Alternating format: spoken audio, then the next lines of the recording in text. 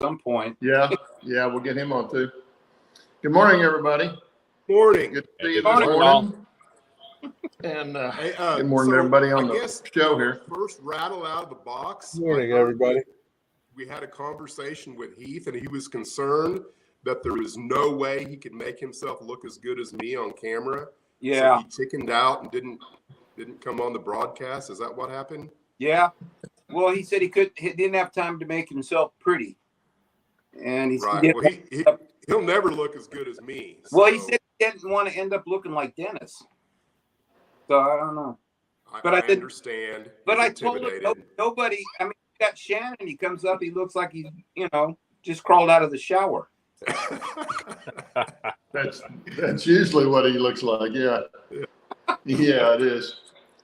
Well, good morning, everybody, and good morning. I want to apologize. I know we're going to do the contest. And, sorry. Okay, who was that? Is that Jerry? Yeah, I made my screen bigger, and I wanted to bring Chad up on my phone. Anyway, we were going to do the contest this morning, and I had asked everybody to put their guess, what number they guessed in the description of the video. And then I didn't realize until yesterday or last night that the live streams don't actually come up on the video when you pull up the page. They weren't set up that way. And so I've changed that now. So the live videos are always going to be up there. And I figured that was why nobody could find the live stream to go back and put the comment in. So I don't know if that was the case or if you guys just weren't interested in the prizes, but we will do the contest. In fact, we'll give you 2 weeks this time to do it. Steve showed the watches last week that we're going to do. And I've come across a couple others. This is a Proto 2000 series stock car, 40-foot stock car, brand new kit. And that'll be one of them. And then I've got another one here. It's a Walthers kit. Let me see it. Ooh. And this is a covered hopper. As you can see, it's brand new. So those will be 2 of those that will be given away, and I may find some more by the time we do the contest. So plus the pocket. Will it be a live broadcast contest, or is it something that you do between now and then to enter? It'll be something you do now between now and then. Okay. So what the contest involves, guys, is how many mines are on my layout, my personal layout. Some of the stuff you can see if you go back on some of the live streams where I've taken the camera upstairs. By the way, I'm going to take the camera upstairs today too. I won't be counting out how many mines I've got up there, but I will be showing you the area. But you can just guess if you don't want to go back and look. You can just guess a number, one guess per person. And the ones that are right, we'll put in a hat, and we'll draw the prizes from that in 2 weeks, I guess, since we're not going to be here next week. But make sure you find the video today, this video we're doing live stream right now, and put it in the description of this live stream video, so that we know who's in the contest. Anyway, since that's done now, Steve, you want to do the rundown? Yeah, I was looking for a comment that, oh, there we go. Heath said Shannon and shower do not go in the same sentence. Boy, that's That's pretty lame. That's not right. 22 in chat this morning. Wow. Good morning, everybody. Lynn McCurdy, Jack, welcome. Almar, John, Dave BNS, or Dave DS. Dave DS. Wow. Mouth doesn't work. Schuylkill River Valley, John, good morning. Rob T-Man. We got my buddy Bernard.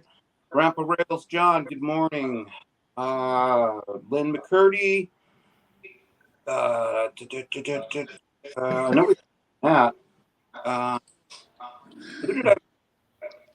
I'm going way back. Almar, we got Al. Anyway, good morning, everybody. He's in rare form this morning. Yeah. Yeah. It's awful Hey, early. Heath. Oh, closet brand. I've lived in Oklahoma since 71, man. Mines, like you dig in the ground, mine, not mine like in your head. No, what's closet? There are no mines on this show. I don't know. I think Bill's got that part of it covered for the rest of us. Yeah, I think Bill's the intellectual in this group. Well, it's only because I suck down Cokes about like 10 times a day. That keeps the juices flowing. Keep the caffeine flowing, huh? Oh. Welcome, Digger. Uh-oh. We got Roy popped in. Good to see you, Roy. Roy. Yeah, anyway, we don't have anything to talk about this morning. We were going to do the contest, but since nobody put any comments in there, we won't do that. We'll give you another 2 weeks to do the contest stuff. And make sure, like I say, you go back and put it in the comments of this live stream. Oh, man, so what do you guys want to talk about? Wow. Chat is just flying by. Do what? Do we need to put it on slow mode? Yeah. Good morning, Dwight. Yeah, you got to use slow mode. Everybody's saying good morning. Yeah. Yeah. John Arthur's in here now. I missed you, Roy Hardwick. I got this text message a few days ago, and I went to bed early, and I got it in the morning, and Roy was up here near Grants Pass, and he drove by and took a picture of Grants Pass from I-5. God. Oh, Mark, that's not good. We don't want to really talk about that. What do you haven't removed? Yeah. I hope it's nothing serious. Yes, I hope it's not. I had some good news this week. You guys know I've been battling a bad low back, and I went to the doctor, and not my chiropractor, but a regular doctor, and bone doctor. And I've got arthritis. The good news is I have no disc problems, at least not yet. So that was the good news.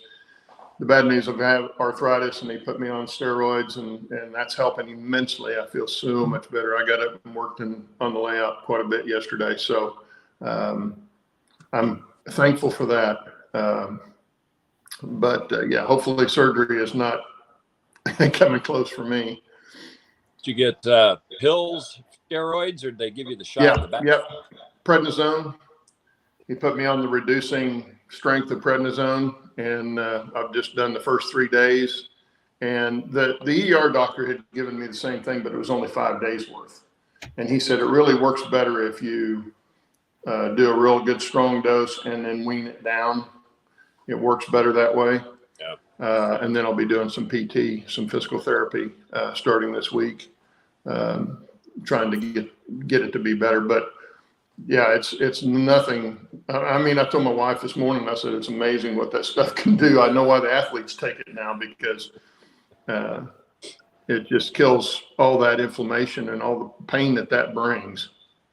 So yeah, I feel so much better right now. Yeah, I'd had back surgery about 1.5 years ago, but I'd also had steroid injections before they had to go in and cut some stuff out. But the steroids helped a lot.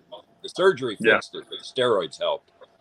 Yeah, they said if the PT didn't fix this, they could go in and hit the nerves with a probe. They can go in with a probe, so it's not slicing you open kind of surgery. They're going with a probe and actually kill the nerve endings at the points that the inflammation is causing the pain now. So that even if it does get inflamed, you don't have any pain there. So, but that's a next step. If the PD doesn't work, and it probably will be that down the road at some point. He's got a topic: operations on our layout. Are you going to do it? What method are you going to use? Well, Bill, I'll let you start. Turn it on and watch it run. That's why I let him go first. I think his was going to doesn't get any better than that. I was going to say, I'm being slightly facetious on that. Like the O scale and the ON30, that's designed to just turn it on and let it run. My N scale, mostly turn it on and let it run, but also do a little bit of switching and moving. The HO scale. Now, the HO scale, at some point in time, I want to go to a card system, because that's kind of how I build it, because I've got so many industries, so many ways to switch. Right now, what I do is that when I'm working or running it, I'll mentally come up with, hey, I want to make up a tanker train. And, I'll figure out the moves and the switching that I need to do and move the cars and everything. But eventually I want it to be a card system. Steve, Okay. do you have any kind of operations on yours at all? Actually, it is set up a lot for that. I should do that more. I've more been watching it run around and derail everywhere. But it might be more fun to Hey, it's prototypical. Yeah. No, I mean, Well, Dennis, I'll go ahead, Steve. No, I was going to say this thing is so fickle. I've been out here, off and on for a while trying to tweak it and get it. And yesterday I had long trains running great. It's like, oh, this is cool. I can turn it on this morning. And I turned it out. Oh, came out here this morning and nothing runs. Everything's derailing. So it's got a mind of its own. So, yeah, I probably should switch to. Is there a lot of change in temperature from one day to the next in your? That's got to be what it is. Yeah. That's what I was getting ready to say, because he was talking about how cold it was there this morning. Mm-hmm. So that would make a huge difference. Yeah. Whenever we do our little round robin that we do towards the end of the show, I'll point out what I've got going on mine, because I've got a kink at the moment just because of that I've already fixed once and I'm going to have to fix again. Yeah. So what do you do in that case? Like you fix it, and does it just come back? Well, so on mine, what's going on is that it's expanding. Yeah. And so it's pushing the rail out like that. And of course, it's kind of hard to explain, but on all of my going around the corners and the loops on mine, to make that as easy as possible, I pre-soldered all those joints so that I didn't have to mess with trying to put them together on a radius. So I've only got maybe 4 different locations on all of my spline where I'm not soldered. And I left it where you can completely take the rail joiner back all the way on the rail. And then I just make it to where, if they're pushed like this, it'll go like that. I mark it with a Sharpie, go in and snip off just enough that they come back even with each other again, and then slide the rail back on. I've done that in 3 different places now on my spline. The only thing I'm concerned about is what's going to happen this summer when I'm running the air conditioner.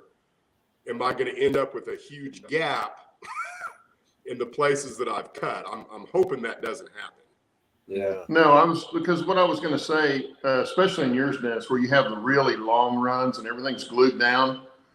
Once you've got it all glued down, and this is after you've maybe soldered stuff together to keep it lined up while you're laying the track, but once it's glued down and everything's staying in that place, you can come back with a Dremel with a fine cut-off blade and just cut a gap here and there.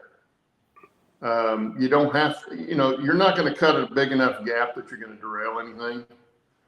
Shouldn't anyway. And if you have to, on the very outside, take the PC ties and glue them down and then solder the rail to those points and then cut the gap in between them. And that'll keep them from going sideways at all. I considered that as well. I want to leave things like they are. Because what happened is there's a few places where I didn't get it glued good enough. And I decided I'm not going to use that silicone that I used on the spline. I actually used carpenter's glue on the loop around where Silver Gulch is. And I'm more satisfied with how that turned out than I am with the silicone that I used. Yeah. Yeah, because I've got, I cut all the gaps on all my turnouts and everything with the Dremel.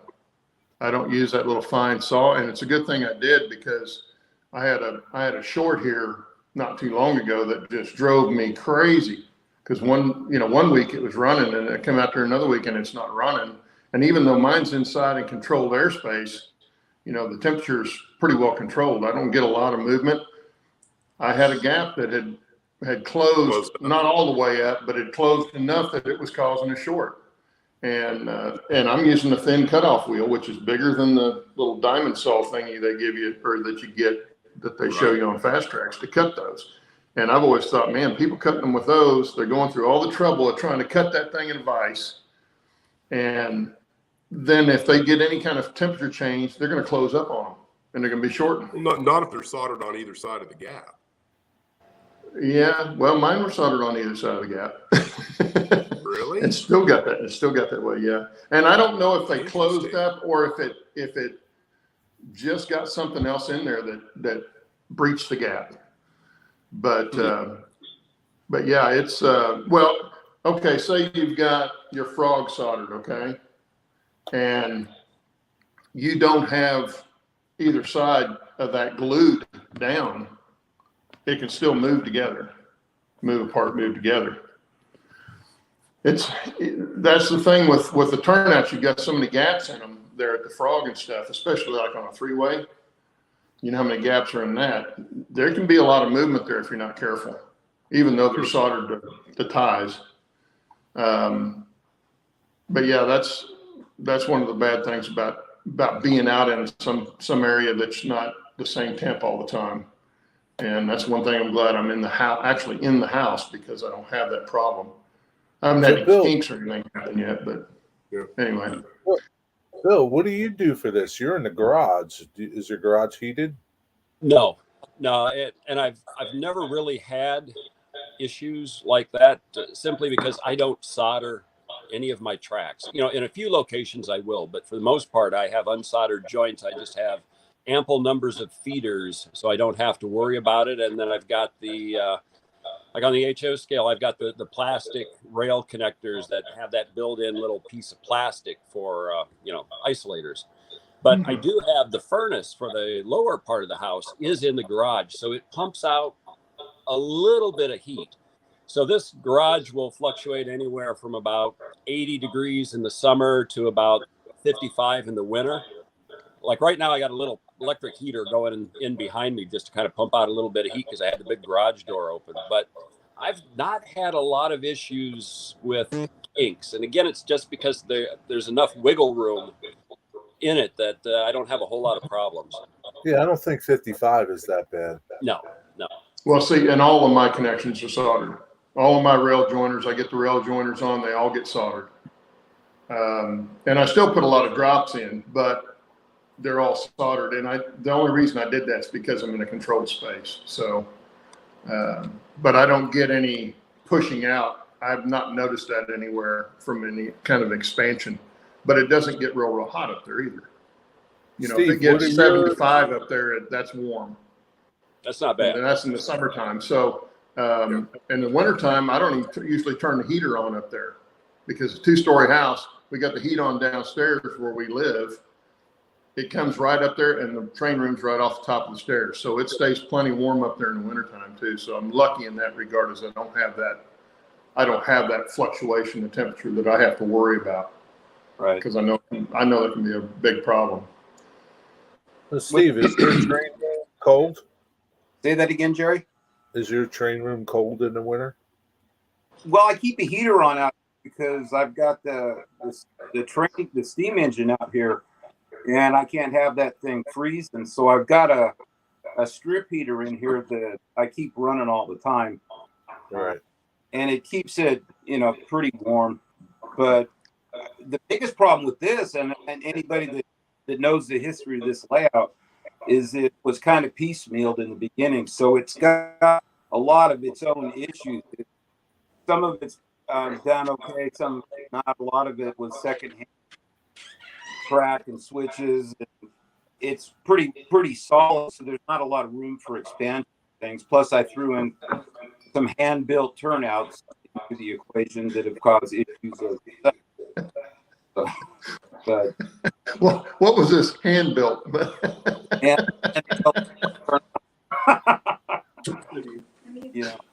Hi, Gail.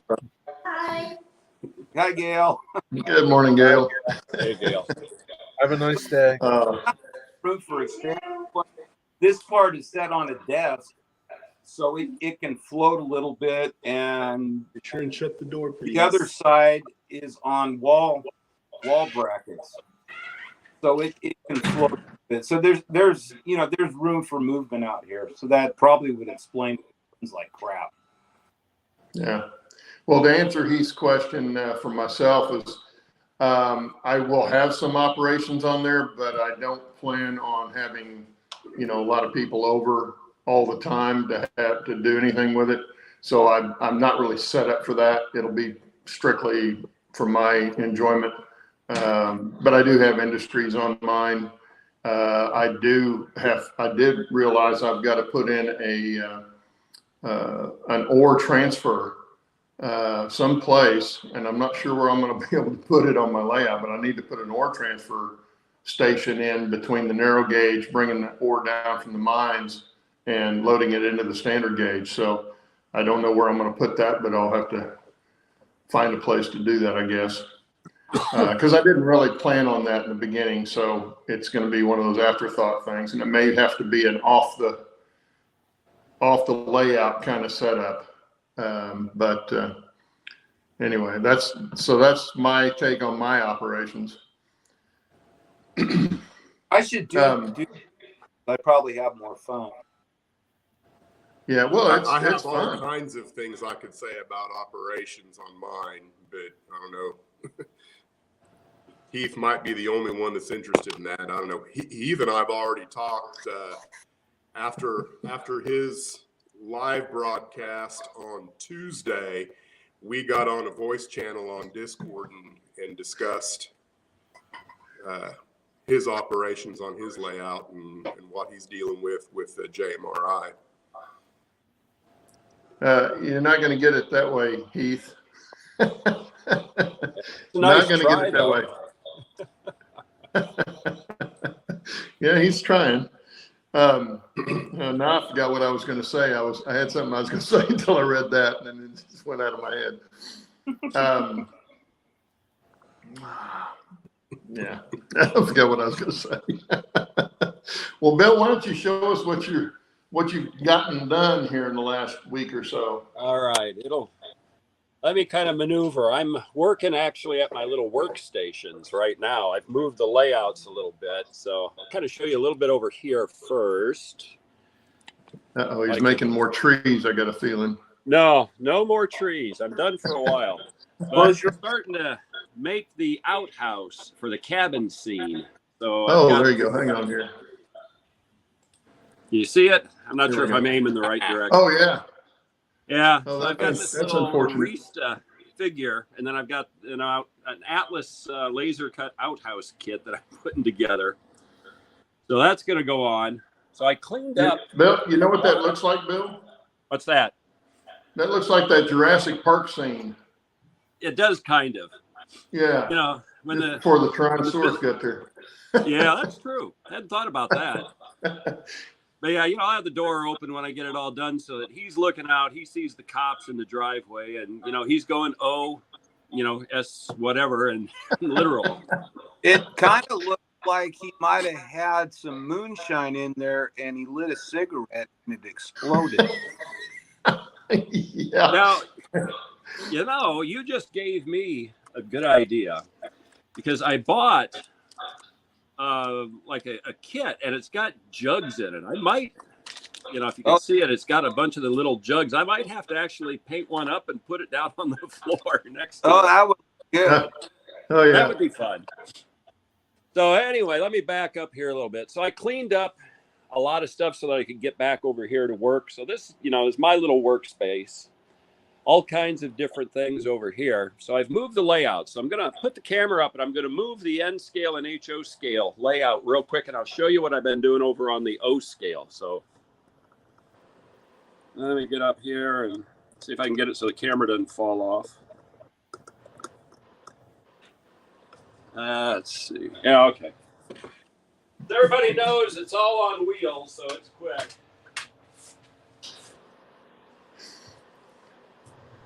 I think you're right, Heath. I don't think he can make up his mind. He can't. He has commitment issues. Bill, he says you had a Coke and a Pepsi on your workbench. He said, and you got 3 different scales. Can you not make up your mind? You know, it's whatever I grab. And then I've got other beverages. Occasionally be a Dr. Pepper, too. That's kind of like me with my coffee cups. I can't make up my mind which coffee cup I want to use. Yeah. Oh, Boy, this is why I love it. This is Got why I the love doing layout this every moved week. out of the way. Now I can show you what I've got going on over here. So I've been working the last bit on this side of the layout this past week. So I've added in some rusty rail, just kind of have as, some detail along the main line. Then over here, I finished up on this scene where I added the guardrails this past week. So, and I've got a video that'll come out in January, just kind of showing how I did that. And then I've done more of the little detail work. Come in, I've added the grass tufts. I've added, more details in and along here. Got this little area up along the bridge finished. I do officially now have all of my track painted. I painted the track that was on the bridge, and that was the last little bit that I had not gotten done. So I've got this side of the layout is now officially complete, except I will come back in and I will add in like pine needle litter over in and around here and some of the trees and add a little bit more, underbrush detail. But this side is pretty much done. Now I get to go and put in the new tunnel liner on that piece at some point here. And then like Dennis noted, I'm at the point where I can paint my fascia. I just got to get some paint.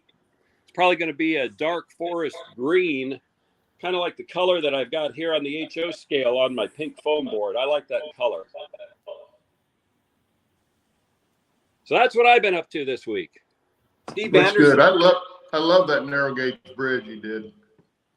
Steve Anderson put motors on the wheels and moving around with remote control. Oh, for the it'd be kind For of the hard to tables. do. I've got like office chair casters on the HO and N scale layouts. But it's easy to move. You guys seen it. That, I can move these layouts around and get from one side of the garage to the other in just, a couple of minutes. So that's kind of where I'm at. I will move these layouts back and then go sit down again. Okay, thanks, Bill. It looks great.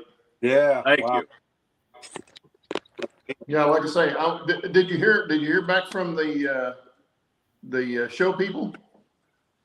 Just that it's pending. So they didn't say no. They just said that, they'll let people that are showing know about 2 to 3 weeks in advance. So sometime around the first of the year, if they're going to let me show, I'll get a letter from them or a note and then go. Did you send pictures?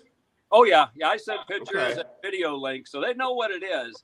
It's just like their official letter that they've got to see how much space. And last year, It'd be crazy not to. Yeah, and last year they had a huge number of vendors, but there was still a lot of open floor space in that auditorium. So I'm thinking I've got a good shot of being able to show it this year. We'll see. We'll know here in a few weeks.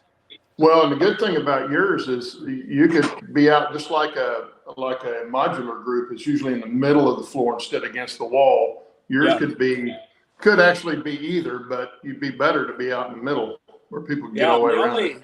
Yeah, and the only thing that I need is just one outlet. That's it. And I can plug it in and, once I get it leveled and finessed, turn it on and let it go.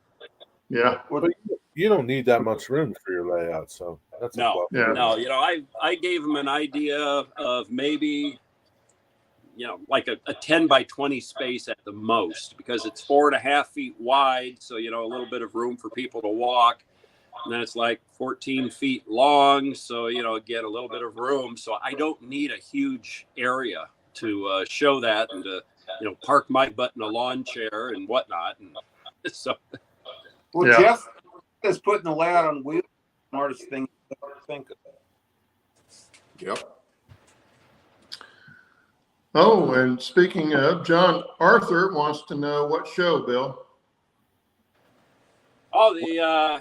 the Greenberg Train Show, Richmond, like somewhere around the 20th of January. And with that, John, Bill gave me your phone number. I'll be texting you about coming on the show with us some Saturday. It'll be probably after the first of the year. Well, it will definitely be after the first of the year since we're not going to be on next week. But I'll get a hold of you sometime probably right after the show, and we'll hook up and see what's good for you, and we can go that way. Sweet. Okay, Dennis, you're up, dude. Let's see. Where's my settings?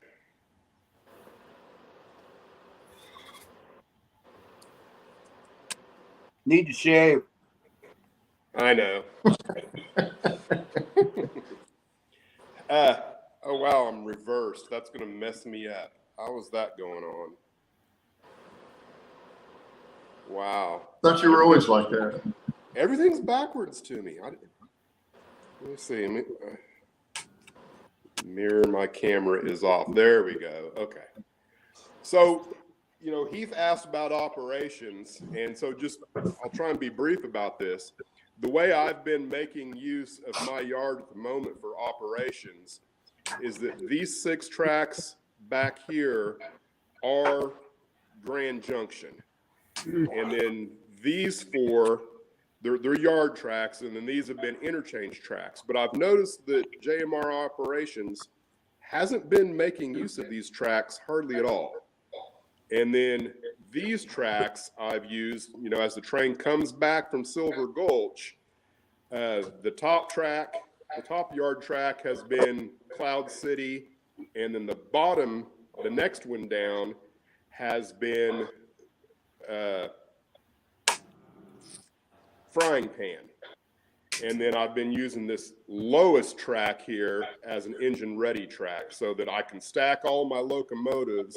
And right now they're actually up in Frying Pan. That this locomotive would be the next one that would go back and get the train.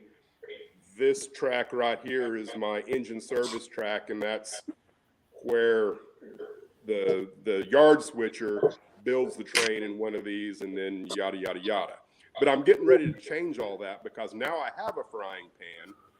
I've decided I'm going to change these 4 tracks here to Cloud City. So this will be the west end of my layout, and that will actually be the east end of my layout. So there's that. I can't remember. Oh, and while you're moving over, I was going to tell Heath I did get to do operations. The very first time I ever did operations was on Steve's time saver back there in the background, and that was a lot of fun. I enjoyed doing that. He means Dennis. That's okay though. His back is. Oh, what did I say, Steve? Not Steve. Yeah. No. So steroids. Yeah. I can't remember. I don't think I had this in last week, but now I've got all the trackage up through Silver Gulch and to Frying Pan, and I've got a train here that's this is the east-west yard, and I'm still working on whether or not this is going to be a passing siding or if it's going to be used as a yard track. I've got that flexibility at the moment. Got all the electronics in, and I'm working right now on, how all this is going to work. And that's going to be a little bit of a challenge, but I'm ready for it. And it's all going to be hinged on where this particular 3-way turnout ends up being. I'm thinking I'm going to have to rework my spicer plate here, because this turnout probably needs to come back a little bit. And the other thing that I'm thinking I'm going to have to do is this particular track here that's going off to the left, it needs to run as close to parallel to this track as I can. I'd like to keep as close to my 2-inch spacing as I can. So I'm thinking that this turnout will be the further one up. There's 2 3-ways stacked here on top of each other. The next one I build, I think I'm going to leave this frog, because you have to cut a gap here. I'm thinking that I'm not going to solder any of this, and then and not solder the stock rail, stop the soldering somewhere right here, and then seeing if I can build in a radius on this that is going to hopefully match the closer radius to this. So build a little bit of customizing of that particular 3-way when I start building it, because I haven't finished this one yet. I needed to take a break from building turnouts. That's one of the great things about building your own turnouts. You can do that kind of stuff, and at least experiment with it and see if it'll work and get you to where you need to be. Because if you look on a real railroad, they did that all the time. Yeah, because they could, it's just because they could and they had to, so they did it. And they weren't set on just a particular setup like we are with sectional track, say. Yeah. Now, as far as what's going to take place in here, I need cork, I need track, and I really need to get a turntable. I'm wanting one of those wood A-frame turntables. I haven't found one yet. I'm spying one on eBay right now. I think tomorrow night at 8 the bidding ends. I haven't decided how bad I want it yet. Might be bad enough that I spend more money than I want to, but I really need one of those before I get too serious about what goes on in here, because there's a lot of things at play, including I'm probably going to end up reworking some of the bench work. I think that's going to happen. I don't plan on doing any of that on camera. I think, I might have a building frying pan video this next week, and then I probably won't do another video update on video construction or railroad construction until after the first of the year, because I'm ready to do a few different things. And then the only other thing that I've done that you haven't seen yet, I went in and mocked up the Dirty Shame Hotel and the shoe cobbler store that is going to go right in here, and there'll be a road that comes through here. I need to rework one or both of these 2 buildings because I think the proportions are not correct. I'm going to have to look, but it's kind of where I'm at. I ran a brief operation session after I got all this completed, and it was enjoyable. So that's what it's looking like at the moment. You must have an army of elves that help you with that. I mean, I can't believe what? You must have an army of elves that help you, because I cannot believe that one person done all. It's funny you mentioned that. I just happened to be, here's my kink, happened to be looking at because every year that I've started after working this, I've done a year in review. Do you know that I hadn't even finished my staging yard? I think I finished it in May of this year. Yeah. So literally everything you see in the room right now, I've done in 1 year. That's crazy. Yeah. It's about as crazy as Steve and his live steam engine. Yeah. No, it's not that crazy, because if you watch them build a house, they go from the groundwork to dried in in the shortest amount of time. Everything else takes a lot longer. All the inside stuff is what takes the time. Yeah. Uh-huh. And all the trim work and all that kind of stuff is what holds them up. They frame up really fast. So that's kind of what he's got here. But he has done a lot of track work with it. Yeah, the stuff you never see. it takes the most time. Yeah. Yeah, you're wiring and all hoping that, but that he's by done the- that as he's gone. So yeah, he's done quite a bit. By spring, I'm hoping that by spring, I will actually have something to reverse a train here. If I can fit a loop in, I'm hoping, and I think I can. I think I can get an 18-inch loop in here that will go. I can actually run trains in circles, which would be awesome. That's what I'm hoping to do. Would that be a temporary loop or permanent? This is all temporary. Because my plan is once I can, this will be a stand-in for Cloud City, which is the furthest east part of the railroad. You know, that's one of my staging tracks over there is a pretend Cloud City. This will become the new pretend Cloud City, which the real Cloud City sits over here. Okay. But once I get that put in, if this is exactly the way I want it, and I think I need to tweak a little bit of this, I'm going to remove some of that L girder so that this is exactly the way it will be forever. I want to start scenery here and go ahead and work scenery base and start building some structures. I'd like to spend the bulk of next year doing modeling and not track work and bench work. Because, you know, this last year, 2022, has been all about bench work and track work. I would like to have 2023 be about building structures and creating some scenery. That's what I'm hoping to do. The Dirty Thing Hotel and sizes are concerning. What do you mean, Bernard? I don't think you want to pursue that, Dennis. Yeah, I know what he means. Hey, Dennis, Yes, sir. is all your wiring done pretty much? So here's what I've got left to do. Oh, you do have tortoises, huh? Yeah. Okay. Yeah, that's what I finished last weekend. So this is my bus, and it's going into this circuit breaker and then going into that circuit breaker. This circuit breaker is for Frying Pan. That one's for Silver Gulch.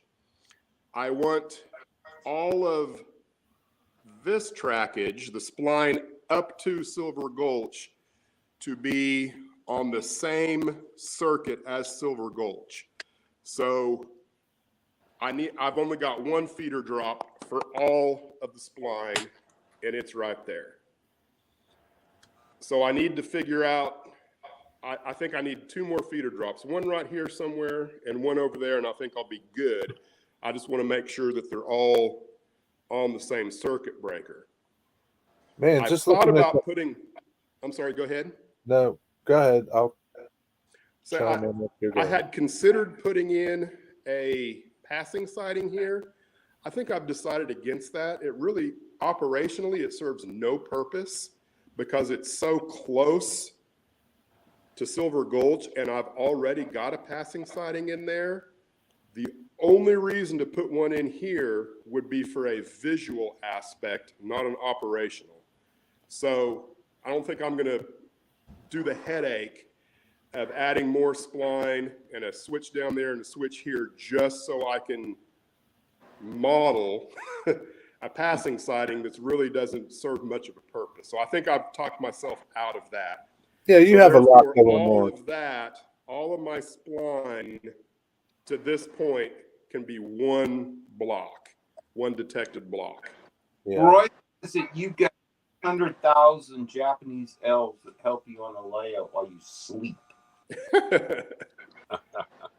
Man, just looking at that wiring under there with your tortoises, that's a pretty complicated Yeah. headache. Dennis Well- does great on his wiring. Steve Anderson says, Dennis says, Gail, it looks like Gail lets you use canned foods, but not Walmart bags. She didn't, I don't think she noticed that And then- the canned goods were there when she came in and kissed me goodbye. And then Sparky says you can play with the food cans, but not the stove. Yeah. Oh. All righty. So Looks good, Dennis. Dennis, where you have that kink, is that track going to be visible? Yes, that track will be visible where that particular kink is. Yeah, I was going to Which say that's going to be. I'll fix that probably right after the show ends. Yeah, if you had further problems, we were talking earlier. I was thinking, Kato has their sort of like the expansion tracks that you can put in for the Kato unit track. Maybe with your skills, you could create something like that for your rails, but it'd be, in a hidden area just to allow for expansion. And, the rails are side by side and they, there's no threat of derailing. Because I've got one of those that I bought from an eBay purchase. It's, from a pile of junk, but it's really cool just how they slide. It'd be perfect for an expansion if you could do something like that via the way that you build your track, if you had continuing issues. Do you use that, Bill? No, it was an N scale piece of track that I got, but I was just playing with it because it was so cool because you could it's pretty cool how it works, between right? because you could put it in between like modules and it just slide so that you've got continuity between the rails, but the rails were like, half the size and just side by side so that it would flex, and it would also act as an expansion track where it would move and take up expansion contraction. And what's this called again? Well, it was a Kato expansion track is about the only thing that I know that's what it's called. Yeah, and it was just kind of a cool little thing. I was just playing with it when I dug it out of the box. Pretty neat how they designed that. Yeah, but it'd be something that even in HO scale or other scales, somebody that's good at track work, hint, Dennis, could maybe come up with a variation of it. Yeah. Okay, well, I'll take you guys up. I haven't shown you anything upstairs for a while, so I will go up and show you what I finished yesterday anyway. And if you'll hang on, and Steve, if you'll watch for questions. I will do that. Just charge Heath $1 per question. Yeah. Yeah. Oh, Maybe and we 2. were ready for it, so That's the wife beautiful. does all the stuff in here. Yeah, this is Gus, and he's kind of grown up with the show. And you'll have to excuse all the working materials, but I did not clean up before I decided to do this. But anyway, this is, of course, the Summit Y. And I think I've shown you this little rock tunnel that I put in to kind of help with this crazy corner here. Yeah, that looks good. What I done yesterday mostly was building the cribbing for this particular mine here. And that's all just 1/8-inch square balsa wood that's been stained and then filled with rock. So that I built the cribbing first, stained it, glued it in place, and then filled it with the rock on top. And it's good and solid now. It's all dried. So I can get in here and clean up down on the bottom down here. But anyway, this mine, it will actually come from top of the mountain with the tram to this place, and they'll transfer it here to the ore cars, run the ore cars out to the tipple and fill the trains. And then some of the other stuff I got done was, let me move some stuff here. I got some of the rock and stuff put in on this mountain. That looks nice. Yeah, that looks really good. Kind of hides the corner there, but of course I'll stain the rock outcroppings and then put some of the other in and try to blend it in with some of this scenery. This backdrop actually is up above Creed, Colorado. So that's an actual Is that spot. all? Is that all a backdrop there? This is, all the backdrop there that's a photograph. Oh, wow. All of my backdrops are photographs of Colorado. And where in Colorado did you say that was? This particular one is it's called North Creed. It's Creed, Colorado, which is, if you know where South Park, Colorado is, it's just north of there. And it was a big silver mining area that they found up there. In fact, there's a mine. There's a guy, he's on YouTube, that bought one of the mines from the family that owned it, and he's made a museum out of it. So it's an underground mine museum. So if you ever get up that way in Colorado, you can go see something like that. Yeah, And then here's the other. Been working on getting the rock in around. This is going to be a rock tunnel. Still got a little work to do there. I got to put some. You can see in the black part of the tunnel there, back on the side. You can see I'm going to put another rock mold back in there. And then, of course, it'll come out on this side. It'll also be a rock face on this side. That's cool. Now, this particular backdrop that's up here is, I'm not sure where this actually is in Colorado. I forgot the name of this spot, but it's typical. I mean, the mine sitting right here is typical of what you see. You see them around Silverton like this. But this is where there'll be some mines up in here and the mining supply.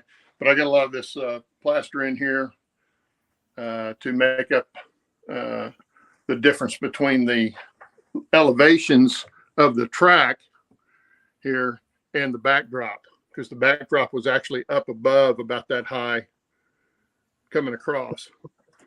So because these are not real cheap, these backdrops, I tried to keep it down to the minimum that I needed.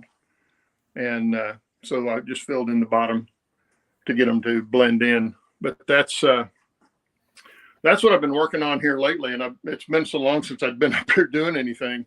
I didn't want to have to, didn't want to show you anything because there wasn't anything to do. Oh, the other thing I did, and I did this before I hurt my back. This is going to be the control panel for the Y area up here. And of course, it has the touch toggles on it, and it'll sit right here in the fascia. I was going to build a control panel kind of like you see here. And then I got to thinking I could just put it on the fascia like that, straight on the fascia, and it won't be sticking out that way. So this is actually a piece of plexiglass as opposed to this is masonite. Well, this is plexiglass, so I could put the toggles on the back, and I'll be able to operate that. Did you just spray paint the plexiglass then, or?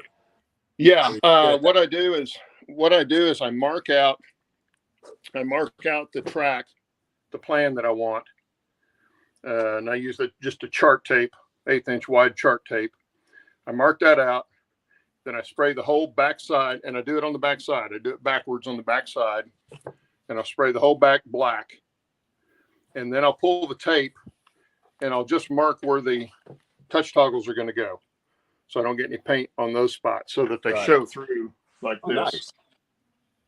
And then I just come back with the yellow paint and do the yellow paint over that, and then I'll pull those small pieces of tape off where the lights come through and put the touch toggles on, and then they all fit into the little. That would be cool if you did a how-to on that. Yeah, that is nice. Yeah, they're really fun to work with. And Ken over at Barrett Hill Trains Hobbies, or whatever it is, Barrett Hill. He's great to work with. Some of these are more remote turnouts. So this is a fascia toggle that they have that you can do, and you could do all of them this way if you wanted to. But this will be for this one here, and then I've got a kind of a siding kind of set up here. So I've got two turnouts here, so I've got two different ones here for those. Instead of putting in the hand throws, they are on tortoises, and then I've got two more over on this side for this setup up here. But instead of doing a whole control panel for those locations, I just did the fascia buttons. And on this, actually up here on this, he's got a little module that you can plug into these, that one does the 3-way. So as you see this, when I want to take a route on the 3-way, I just hit whatever route I want to take, and it'll switch the switches the way they need to go. And then for this one here, it'll be able to be switched from this panel,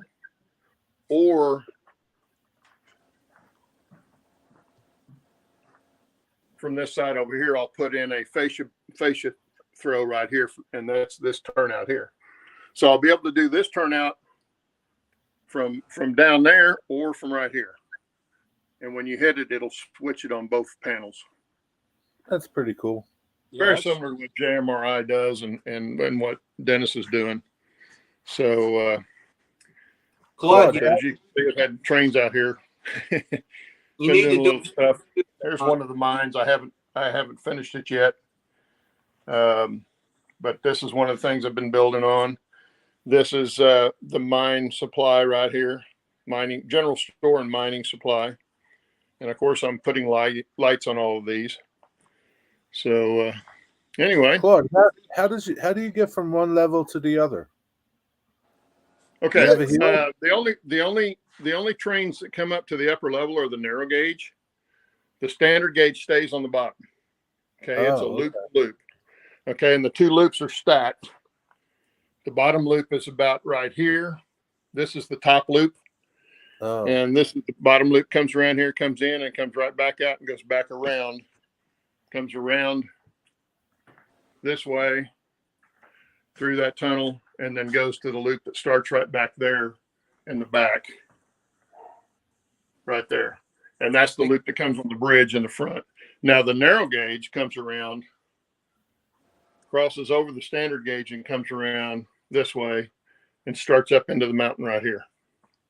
And then it's a helix inside, about a 4 or 5 turn helix. This is the second turn of the helix, third turn of the helix.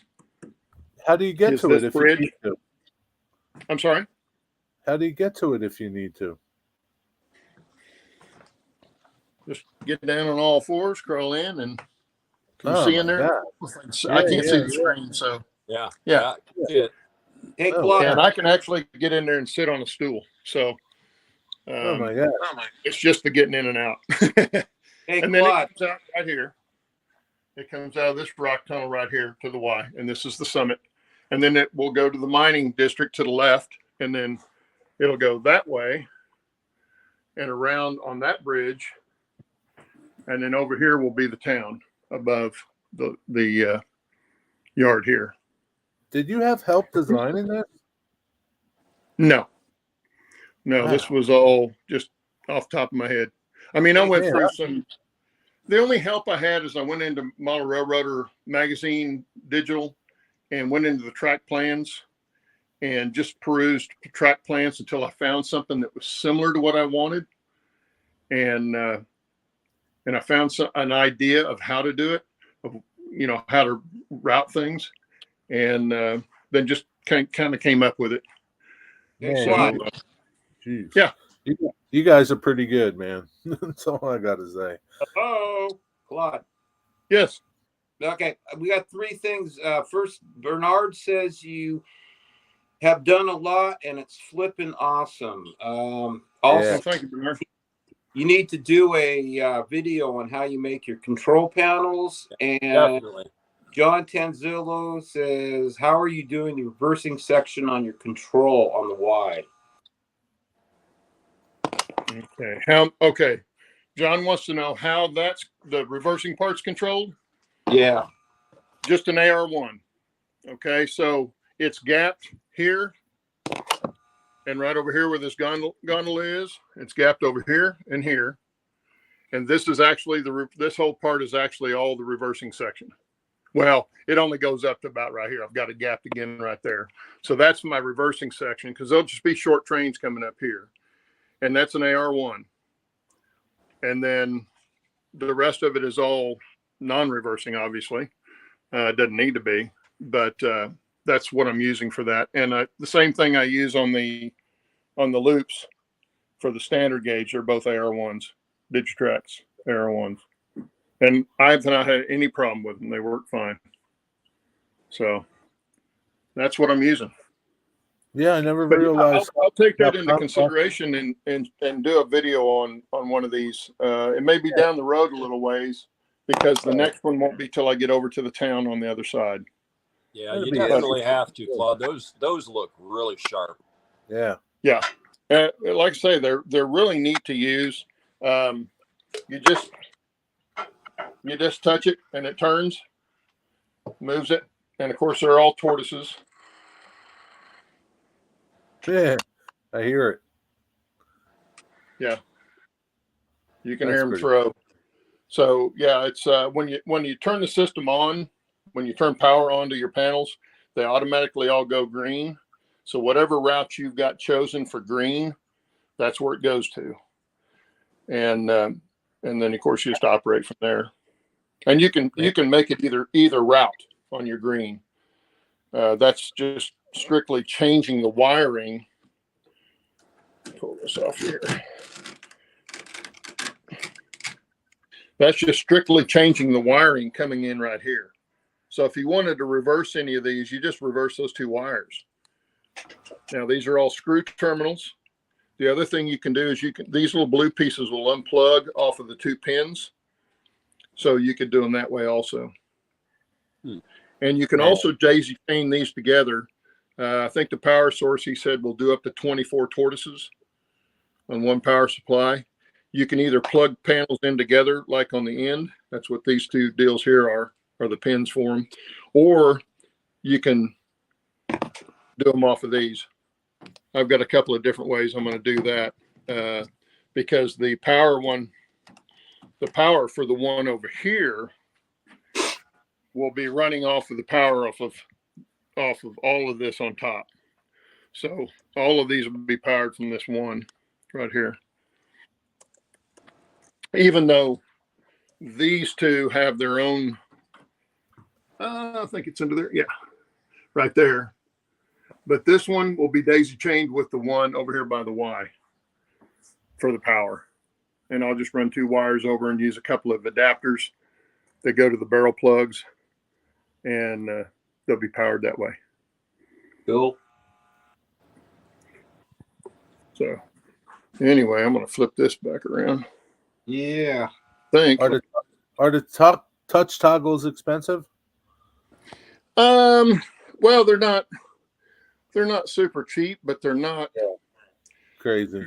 they're where they save you money is where they save you money is in time, hookup time, as opposed to doing the old double throw double pole toggles where you had to cross wire them and all that stuff. It saves that time. It's just a different way of doing it. Okay, let me see. I can give you an example. Let me find my stuff here. Okay, this is an 8 switch base, okay? This is $34, I think. This will do 8 different turnouts. Actually, it'll do more than that. If you've got crossover put together, you've only got one button for the crossover. So